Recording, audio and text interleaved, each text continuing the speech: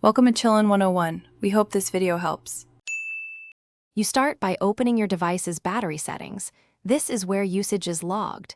Tap into the detailed view so you can see per app consumption. If you use a third-party monitor, grant battery usage permission now to get accurate readings. Once done, note the current charge percentage and screen on time so changes are measurable. Make sure to close background apps you aren't testing to avoid skewed results. You now inspect the list sorted by battery use. This reveals which apps are using most energy and why. Check each top app's foreground minutes, background activity, network access, and CPU wake locks to identify the driver of consumption. Use rolling monitoring for 10-30 minutes while performing typical tasks to confirm patterns.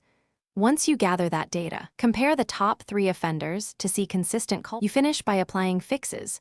Force stop or restrict background activity for the worst apps, and toggle battery optimization on for each. If usage persists, update or reinstall the app and clear its cache. Sometimes corrupt data or a buggy version causes excessive drain. Make sure to test again after changes for at least 24 hours. If the problem remains, reboot into safe mode or check OEM power profiles. This helps reveal whether a system process or app extension is at fault.